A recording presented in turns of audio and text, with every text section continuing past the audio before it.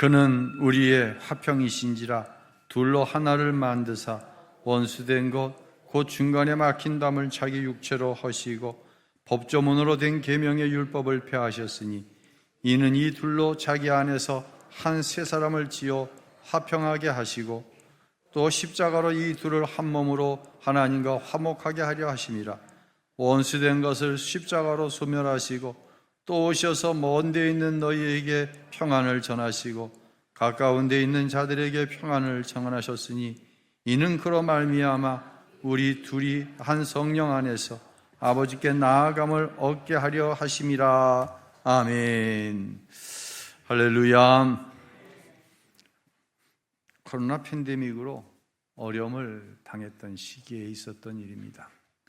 한 초등학생 어린 아이가 엄마랑 길을 가는데 아이가 엄마에게 이런 질문을 했습니다. 엄마, 소가 광우병에 걸리면 살처분을 하고 돼지가 구제에게 걸리면 살처분을 하고 닭이나 오리가 조류독감에 걸리면 주위에 있는 것까지 다 살처분을 하잖아요. 엄마가 그렇지. 그러자 아이가 계속해서 이야기합니다. 근데 엄마, 코로나에 걸린 사람들은 왜 살처분하지 않는 거예요? 라고 물었다고 합니다. 가벼운 이야기인 것 같지만 이 아이의 말 안에는 지독한 무신론이 숨어져 있습니다. 오늘은 사순절 두 번째 주일이면서 3.1절 107주년을 맞는 기념주일이기도 합니다. 오늘날 우리는 당연하게 인권과 평화를 이야기합니다. 하지만 불과 100여 년 전 전 세계는 인간을 영혼 없는 기계, 짐승과 같은 고등 동물로 취급하는 거대한 무신론적 파도 속에 휩쓸려 있었습니다. 우리는 이 주일 이 어두운 철학적 흐름이 어떻게 인류를 인종주의, 민족주의, 국가주의라고 하는 이름으로 전쟁의 참혹함으로 몰아넣었는지를 알아야 합니다. 이것은 왜 설교 시간에 철학을 이야기하고 이념을 얘기하십니까? 이 철학적 사조와 이념이 1, 2차 세계대전을 만들어냈고 그로 인하여서 우리 민족이 직접적인 고통을 당했으며 그 고통 가운데서도 오늘날 대한민국을 이루었던 영적인 힘이 무엇인가가 이 철학과 이념과 깊이 연관이 되어 있기 때문에 오늘 이 말씀을 여러분에게 드리는 것입니다. 먼저 19세기 말 정확하게 1850년대와 1900년대에 먼저 찰스 다윈의 종의 기원이라고 하는 책을 통해 진화론을 발표하게 됩니다. 진화론은 한마디로 얘기하면 하나님을 지워버리는 거예요. 진화론의 주요 내용을 이 종의 기원에서 다루고 있는데 제가 그대로 한번 좀 요약한 것을 읽어보겠습니다. 모든 생물은 환경에 적합한 개체가 살아남아 즉 진화한다는 것이죠. 적자 생존, 강한 거는 살아남고 약한 건 죽는 거예요. 형질을 물려주는 자연 선택을 통해 끊임없이 변화한다, 즉 진화한다는 것이죠. 공통의 조상으로부터 갈라져 나와 생존과 번식을 반복하며 현재의 생물 다양성에 이르렀다고 하는 이론, 이것이 종의 기원에 나오는 다윈의 진화론의 맥락입니다. 인간을 하나님의 형상으로 지음받은 영적 존재가 아니라 적자 생존, 약육 강식의 자연의 법칙으로 점점 고등화되어진 것, 그 중에서 가장 고등화되어진 동물이 누구냐? 바로 사람이다 라고 이야기하고 있는 거예요. 1856년 이와 같은 종의 기원의 발표 이후에 찰스 다윈이 이후에 이제 1900년도에 우리가 잘 아는 니체가 신은 죽었다라고 하는 선언을 하게 됩니다. 이 책에서 우리가 죽인 신, 그리고 다시 살아야 할 신앙이란 얘기를 해요. 여기서 이제 신은 죽었다, 우리가 신을 죽였다라고 하는 얘기는 이런 의미예요. 이것은 존재론적으로, 존재적으로 하나님 존재가 없다라고 하는 의미도 될 수 있지만, 당시의 유럽 사회의 영적인 타락과 이 신은 죽었다, 우리가 신을 죽였다라고 하는 의미는 굉장히 맥락을 같이 해요.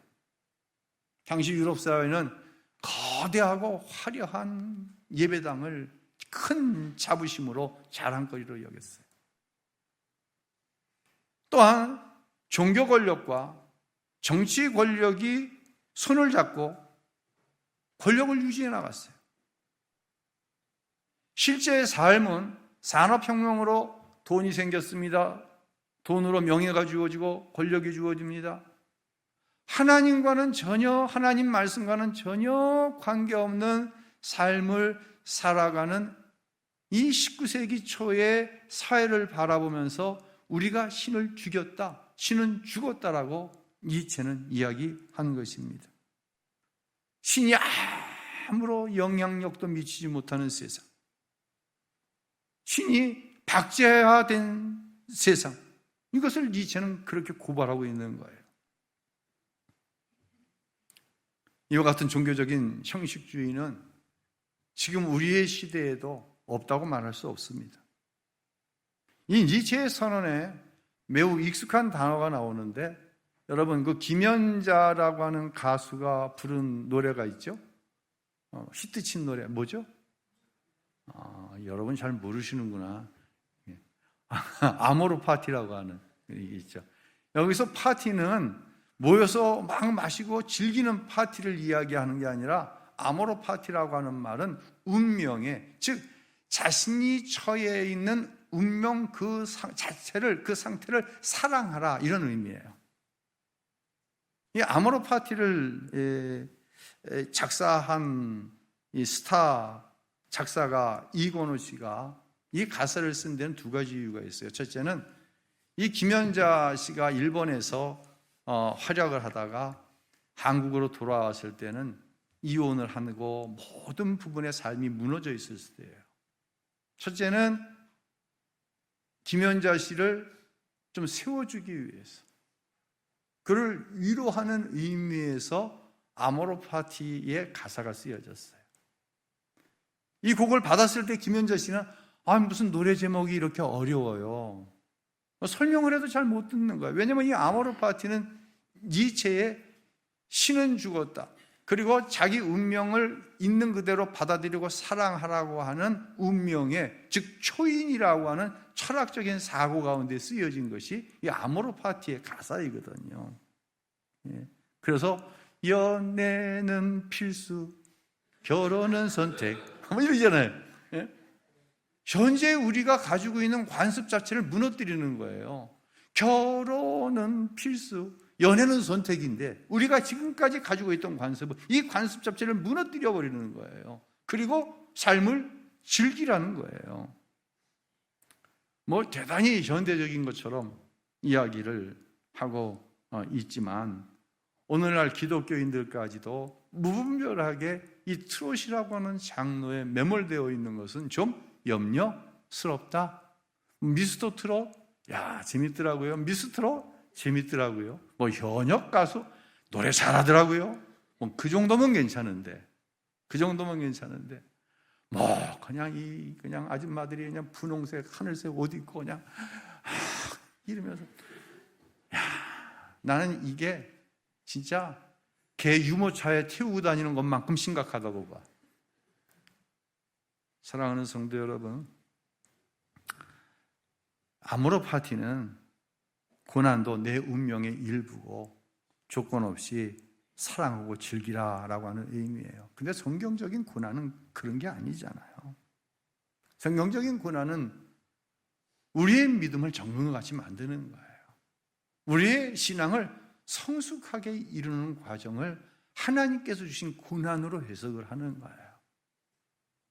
더구나 우리는 사순절을 지나면서 십자가로 가까이 나아가는 것을 얘기합니다. 십자가 가까이 나간다는 건 뭐예요? 예수 그리스도의 십자가의 고난을 나도 통과할 때 우리는 천국에 대한 소망을 가지게 되는 거예요. 그래서 십자가 없는 천국에 대한 소망은 없어요.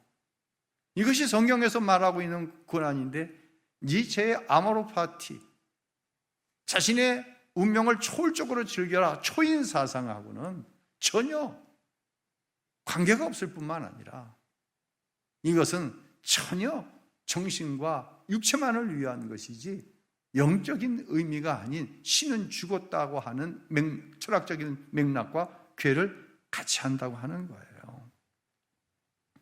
자, 이와 같이 이제 19세기, 20세기 초에 서구 유럽 사회와 교회는 엄청난 혼란을 겪습니다. 이제 무슨 문제에 도달하냐면, 자, 사람이 다윈의 얘기처럼 사람이 고등동물이다 라고만 이야기한다고 한다면 무슨 문제가 생겨요? 사람만이 윤리적이고 도덕적인 존재잖아요. 우리는 먹어야 할 것과 먹지 말아야 될 것을 구별합니다. 내가 취해야 할 것과 취하지 말아야 될 것을 구별해요. 왜? 이건 남의 거니까. 이게 도덕이고 이게 윤리인데, 사람이 고등동물, 그 안에 영이 없고 혼이 없다고 한다면 이게 사람과 짐승이 뭐 다를 게 있어? 그게 너무 혼란스러운 거예요. 이런 가운데 니체가, 이 프로이드라고 하는 사람이 이런 책을 써요. 정신분석학이라고 하는 책에서 뭘 얘기하냐면 사람 안에는 정신이 있다라는 얘기를 합니다. 유럽 사회가 여기서 답을 얻었어요. 그렇지, 사람이 어떻게 짐승과 같을 수 있어? 사람은 정신이 있으니까 짐승하고 달라. 여러분, 이게 뭐 대단한 발견인가요? 이거는 어떤 교육을 안 받았어도 사람 안에는 정신이 있지. 근데 자기들 스스로가 진화론을 이야기하고 종의 기원을 이야기하면서 신은 죽었다 그러고 사람이 고등동물이라고 하다 보니까, 그럼 사람이 짐승과 다른 게 뭐가 있어? 결국 답을 얻었다는 것이 이 프로이트의 정신세계가 있다. 참, 이게 어떻게 보면 우리 예수를 믿는 우리가 보면은 참 무지하게 이를 데 없는 이야기죠. 그러면 프로이드라고 하는 이 사람은 이 의대 출신의 의사거든요. 신을, 하나님을 어떻게 정의하나? 제가 한번 그대로 이 프로이드의 정신분석학에 나와 있는 내용을 읽어볼게요. 신은 실제 존재가 아니라 인간이 무력함을 이겨내기 위해 만들어낸 부성, 투사, 파더 프로젝션에 불과하다고 보았습니다. 어린아이가 아버지를 의지하듯 성인이 된 인간이 거대한 자연과 운명 앞에 두려움을 느껴 만들어낸 심리적 환상이 신입니다. 내가 뭔가 두려워, 내 힘으로는 안 돼. 이건 사람의 힘으로는 안 되는 거야. 그래서 만들어 놓은 게 뭐다? 신, 하나님이라는 거예요. 교회 안에는요, 하나님을 이렇게 믿는 사람들이 있어요. 하나님은 내 두려움을 처리해 주시는 분, 하나님은 내 삶의 문제를 처리해 주시는 분, 이렇게 스스로 하나님이라고 하는 존재를 만들어 놓고 섬긴다고 한다면 이건 우상숭배예요. 물론 하나님을 믿는 신앙 안에 그런 요소가 있어요. 근데 프로이드가 이 얘기에는 이 신적 존재라고 하는 것은 이건 무신론, 하나님은 없다는 거예요. 자, 이 무신론적인 철학, 1850년대에서 1900년 초반까지 이 무신론적인 철학이 쭉 흘러오면서 이 철학을 누가 이용하냐면 권력자들이 이용합니다. 그래서 일어난 것이 세계 1차 대전과 2차 대전이에요. 무신론의 결과예요, 이건. 하나님이 사라진 자리를 인종주의, 민족주의, 국가주의로 채웁니다. 그 중에 대표적인 두 가지만 이야기하면 히틀러의 나치즘이라고 하는 것이죠. 나치즘은 인종 우월주의예요. 적자 생존, 우월한 인종이 저급한 인종을 도태시켜도, 없애버려도 이것은 자연의 순리다.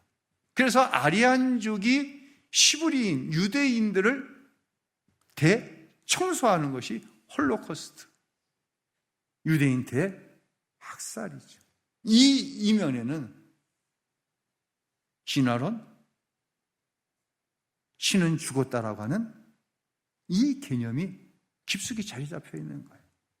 또 우리가 직접적으로 36년 동안 어려움을 겪게 했던 일본의 군국주의, 천황을 누구의 자리에 올려놓은 거예요? 하나님의 자리에 올려놓은 거예요. 그리고 열등한 민족을 우등한 우리 일본 민족이 흡수하는 것, 이것은 적자생존의 자연의 섭리와 맞는 거야. 그렇게 해서 일본은 우리 민족을 말살하려고 한 거예요. 창씨개명을 하고 신사를 섬기게 하고, 이건 자신들과 동화시키려고 하는 것이 아니라 열등한 우리 민족을 없애도 이건 자연의 순리와 전혀 틀리지 않다. 이것을 근거로 삼아 그들은 36년간 우리를 통치한 것이죠. 그러니까 이들이 보는 나치즘이나 이 군국주의가 보는 사람은 사랑해야 될 이웃이 대상이 아니에요. 정복해야 될 대상. 그리고 자기들의 우월함을 뒷받침해 줄 수 있는 소모품에 불과한 거예요. 영화는 그 시대를 반영하는 부분이 많이 있습니다. 우리도 이제 정권이 바뀔 때마다 그 정권을 옹호한다든지 아니면 그 정권을 비판하기 위해서 만들어지는 영화들이 있어요. 일본과 독일에도 이런 영화들이 있었어요. 일본에 플랜 75라고 하는 영화가 있었습니다.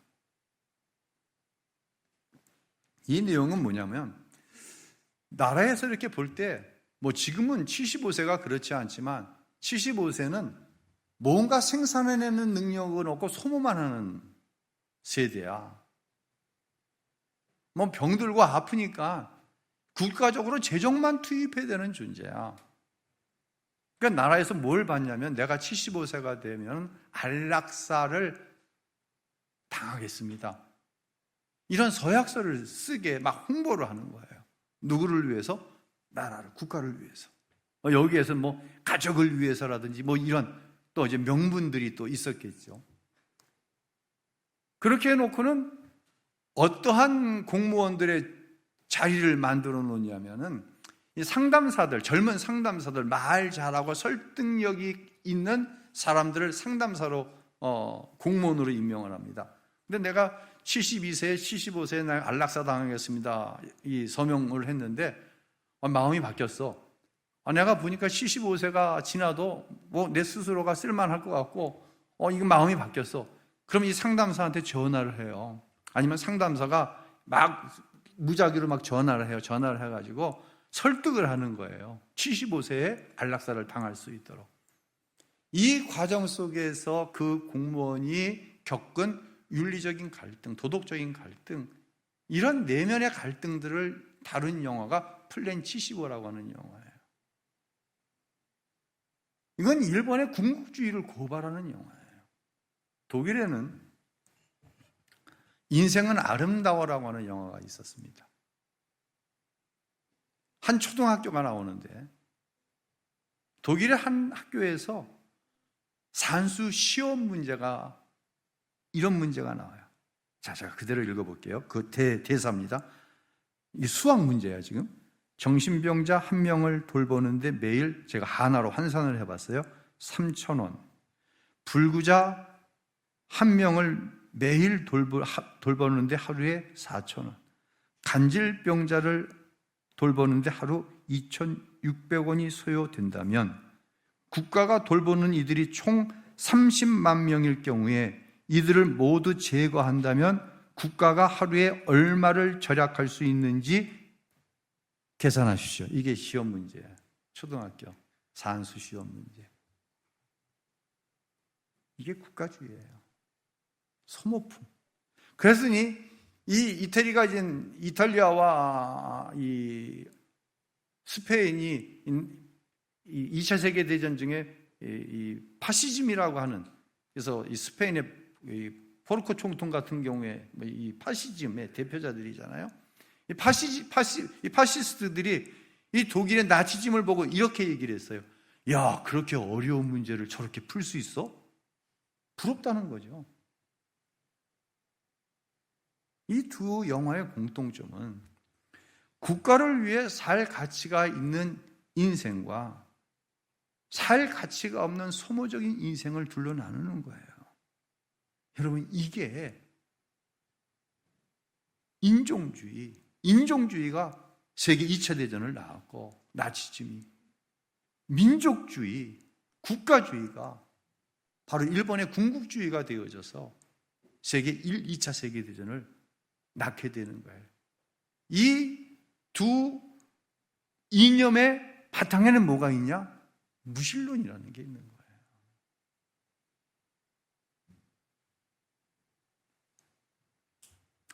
이제 107년 전 이 땅은 일본의 이제 식민 통치를 받았는데, 이 1919년 3.1 만세 운동이 일어날 때와 유럽 사회가 신은 죽었다, 사람은 고등적인 인간 동물이다, 그러나 그 안에 인간은 단순 짐승과 달리 생각이 있다, 다윈, 니체, 프로이트로 이루어지는 것이 1차, 2차 세계대전으로 이어지는 이 영적인 공황 상태에 있을 때, 그때 우리나라 국호는 조선이었잖아요.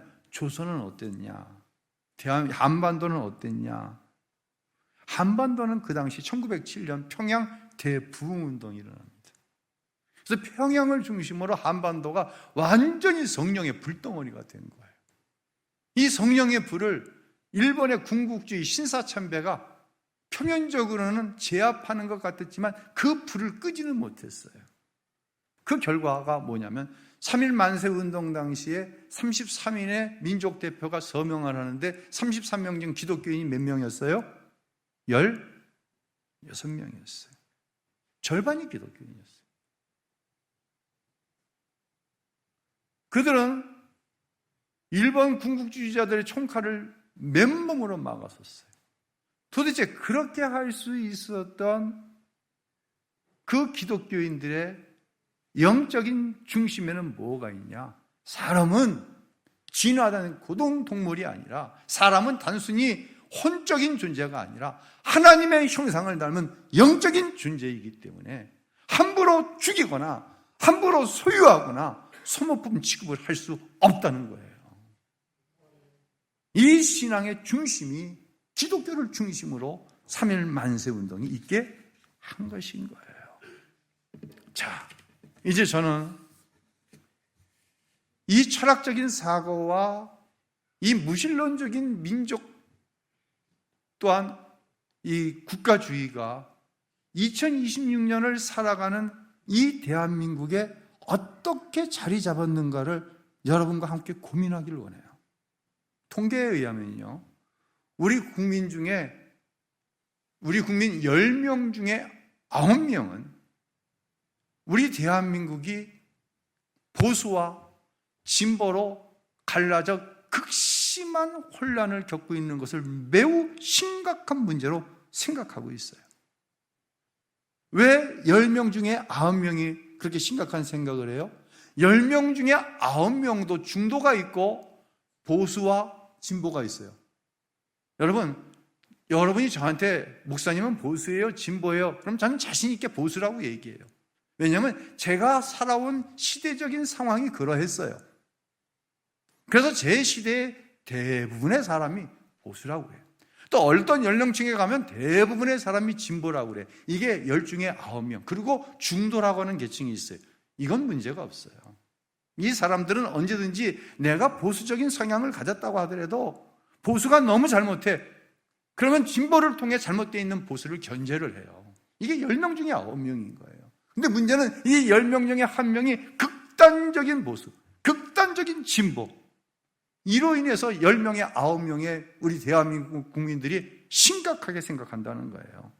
광장은 여전히 둘로 갈라져 있어요. SNS에 알고리즘을 보면은요, 날마다 나는 그런 유튜버만 보니까 유튜브를 열면은 나는 그것만 나와. 그러니까 그것만 바라보는 거야. 점점 더 그거에 심취하는 거예요. 반대편을 보질 못하는 거예요. 반대편의 소리를 들으려고 하질 않아요. 이게 극단의 문제인 거예요. 상대를 향한 혐오의 복을 점점 높여갑니다. 이 시간 이 이야기를 불편하게 들을 수 있는 분들이 계실지 몰라요. 10명 중에 1명, 극단의 보수, 극단의 진보라고 하는 분들, 그분들에게 정치적인 신념은 신앙보다 앞서요. 실질적으로 대한민국 안에 그런 교회들이 존재하잖아요. 뭐보다 앞서요? 정치적인 신념이 신앙보다 앞선다니까요. 내가 지지하는 진영의 논리가 복음의 가치보다 앞서요. 왜 내 이념을 포장하기 위해서 복음을 갖다가 얻냐고요. 거기 갖다가 십자가가 그런 데 쓰라고, 광장에 끌고 다니라고 주어진 게 십자가입니까? 그거 아니에요. 이런 현상은요, 이 극단적인 보수, 극단적인 진보는요, 이건 또 다른 우상이에요. 요즘에 TV를 틀면은요, 현재 국회의원이 됐든 전직 국회의원이 됐든 사회적인 문제가 되는 국회의원이 있어요. 내가 3사람 이름을 딱 집어넣었어요. 다 교회 집사야. 우리 외할아버지가 목사님이고요.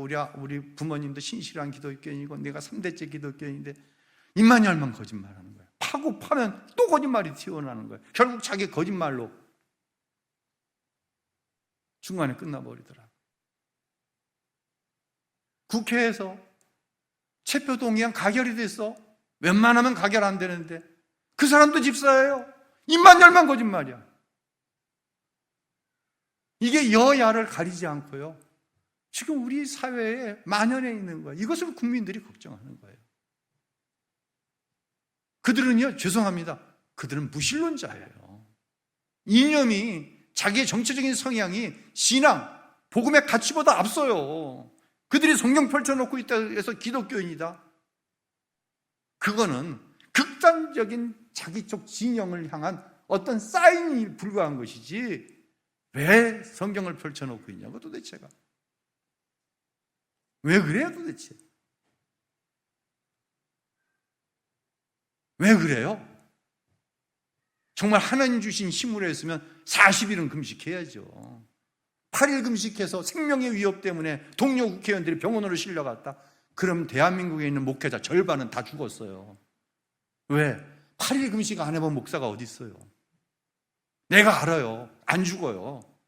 하나님이 주신 힘으로 하면 안 죽어요. 근데 왜 성경은 펼쳐놓고 그 짓을 하냐고요.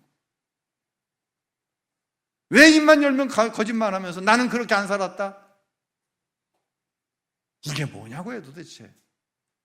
그러니까 신이 죽었다고 그러는 거예요. 신이 계시면 어떻게 세상이 이룰 수 있고, 신이 계시면 교회 집사, 권사, 장로, 목사가 어떻게 이룰 수 있냐는 얘기예요. 일체의 신은 죽었다라고 하는 것은, 다시 말씀드리지만, 존재론적으로 죽었다가 하는 의미보다는 사회적으로 하나님이 계시면 이룰 수 없다는 거예요. 이 모습이 지금 2026년 대한민국의 모습이라는 거예요. 한국교회의 모습이라는 거예요. 우리는 107년 전에 3.1운동을 분명히 기억해야 됩니다. 3.1 만세운동 당시 1919년에 한반도 전체 인구가 1200만에서 1300만이었습니다. 1600만에서 1700만. 이 당시에 기독교인은 불과 20만 명에 불과했어요. 전체 인구의 1.2 내지 1.3%밖에 안 됐어요. 그런데 33인의 대표 가운데 16명이 기독교인이라니까 왜 이런 현상이 일어났을까요? 당시에 기독교인들은요, 궁극주의라고 하는 이 무신론의 어마어마한 악 앞에서 그것을 맞서기 위해 나와 다른 생각을 가진 다른 종교와 이웃을 함께 자유를 쟁취할 동반자로 여긴 거예요. 여와 야는, 야당은 여당을, 대통령을 견제하는 세력이에요. 여당은 야당을 국민의 소리를 듣고 대통령의 대통령의 통치 행위에 귀를 기울이고 함께 해야 될 대상이지, 대통령이라고 하는 이 자리를 얻어내기 위해서 서로 혐오하고 서로 국민들에게 이놈이 나쁜 놈들이라고 제압해야 될 대상이 아니라는 거예요.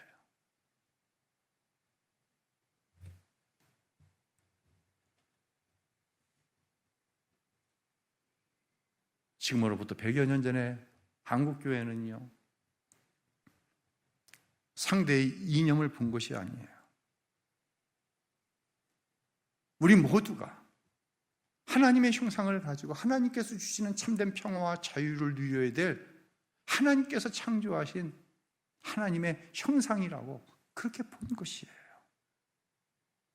무신론적인 약육강식이 지배하던 시대에 우리 선조들은 역설적으로 포용과 하나됨을 실천했어요. 무슨 능력으로? 성령의 하나되게 하시는 능력으로. 하나님이 우리나라를 사랑하세요. 식민 통치 가운데도 1907년 평양 대부흥운동을 주시는 거예요. 성령이 폭발하는 거예요. 일본 군국주의자들의 총과 칼이 이걸 이겨내지 못하는 거예요. 결국 1945년 주신 이 해방은 그래서 하나님께로부터 온 거예요. 오늘 사순절 둘째 주일 우리가 묵상해야 될 분은 바로 예수 그리스도입니다. 우리가 입술을 벌려 전해야 될 분은 둘을 하나로, 나뉘어진 둘을 하나로 묶어내신 그를 위해 피 흘려 죽으신 예수 그리스도이지, 무슨 이념이 아니에요. 교회에서 이념 얘기하지 말라고요. 교회에서 나는 진보니 나는 보수니, 여러분 다 진보고 보수고 아니면 다 중도예요. 나 보수라니까요. 그냥 그것으로 끝내세요. 교회는요 그런 것이 아니에요.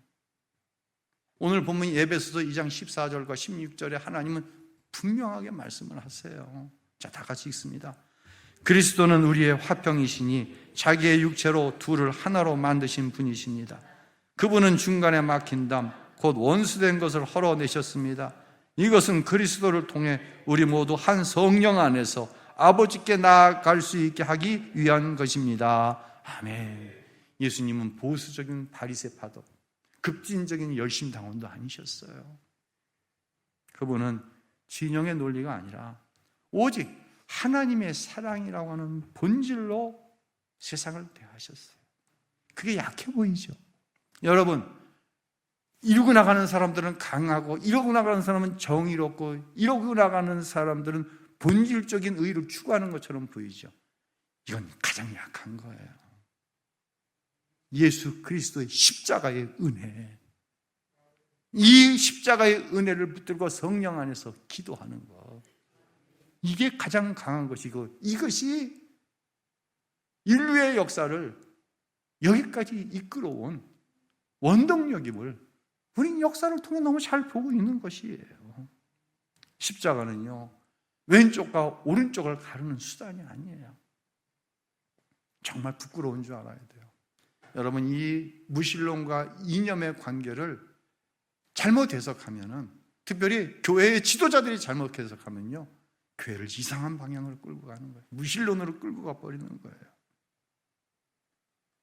이 양극단을 자신의 온몸을 찢으시면서 하나 되게 하신 예수 그리스도, 우리는 그분을 믿는 거예요. 우리는 그분을 통해서 이 세상이 하나 될 수 있다고. 세상이 비웃는, 어떻게 그렇게 될 수 있어? 턱도 없어. 힘이 되지. 힘의 논리. 여러분, 이 힘의 논리가 다시 얘기하지만 인종주의, 민족주의, 국가주의의 근본이라니까요. 이 힘의 논리가. 이건 무신론에서 나온 거라니까요. 이건 무신론이 맞다니까요. 이 극단적인 이념은 무신론이라니까요.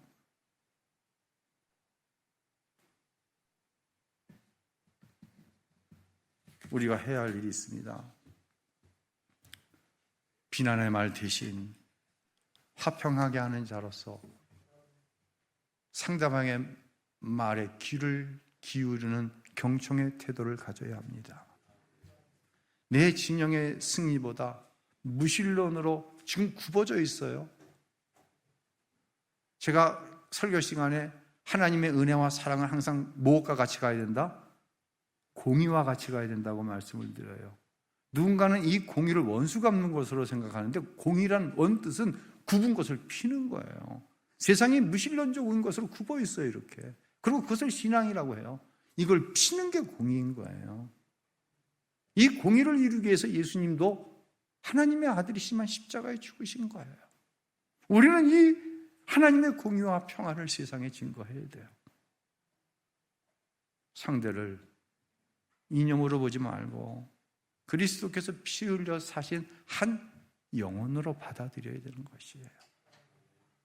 그래서 예수님께서 마태복음 5장에서 우리에게 이렇게 말씀하시는데 마지막으로 이 말씀을 드리겠습니다. 함께 읽겠습니다.